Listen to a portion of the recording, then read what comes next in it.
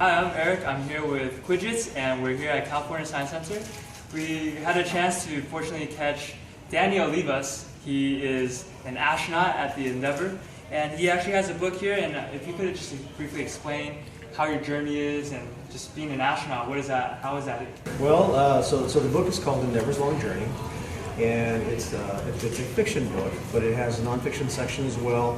It's meant to capture the history of Endeavor, the significant accomplishments that Endeavor played a role in America's space history. Additionally, the back of the book has a nonfiction section that has a number of famous firsts about each of the individual space shuttles and the contributions that each one of those have made. The thing about the space shuttle program in general is that it really broadened the idea of diversity within space exploration, because the shuttle program ushered in first people of color, first female commander, and numerous other contributions that basically took the cross-section of America and made them give an opportunity to be part of space exploration. And how long was your journey here at on the Endeavor?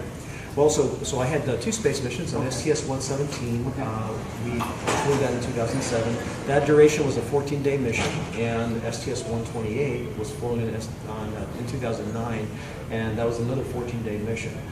My background, both of those flights were to the International Space Station, and because of my particular background, I didn't really fly the space shuttle. What my job was referred to as a mission specialist. Okay. So my job was to do the spacewalks. Wow. And so I had the job of going outside and doing spacewalks, fixing the space station, putting new pieces of hardware on the space station, and things of that sort. That's very cool. I've actually always wanted to be an astronaut as a child. I would watch NASA videos and wanted to become an astronaut. So I don't know how long you trained for this, but have you always grown up wanting to be an astronaut and training for this type of job? Once you get assigned to a flight, at least during the space shuttle program, the mission profile or the training template was anywhere from as little as 9 months to as much as about 18 months. So really within a couple of years you were trained and you were ready to fly a space shuttle mission. Space Station, which currently flies today, the training template quite a bit different. It's actually 2.5 to 4 years in the training, and the reason being is because you're on orbit for the better part of 6 months to a year. Now, that's to get assigned to a flight. Now, to become an astronaut, well, my journey was from the time I first put in my application to become an astronaut. It took me almost 10 years before I was actually brought into NASA to become an astronaut.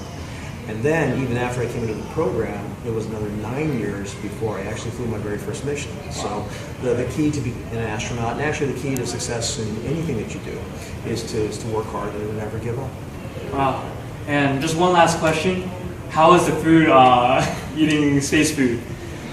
It gives you an appreciation for eating food at home. The food is prepared like a lot of food that's prepared for long duration. So in the case of like military, they have these things called meals ready to eat, MREs. Nice. And these MREs are processed at a very high temperature. It's called a thermal stabilized food. Okay. Kills all the bacteria, unfortunately also kills the taste. They package that. The thing about that is these packages will last for many, many months before they spoil. But we also fly these rehydratable foods, which are foods that they prepare normally, and then they suck all the water out of it, and then just fly the dry food. The reason being is because weight is a big commodity when flying into space, so the more you can reduce, the better. And you figure if you take all the water out now, once you get up into space, you can put water back into it. During the space shuttle program, we used to actually make our own water in space. And the way that we did that is we would take liquid oxygen and liquid hydrogen, combine the two, and we would make electricity first, like the fuel cells that are used in today's cars. And then the byproduct of that is water. We would then take that water, put it into the dehydrated food, it would rehydrate, and then we would eat it.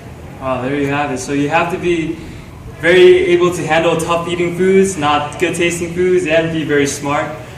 This is Danny Olivas. Thank you so much for your time. All right, thank you very much. And this is California Science Center.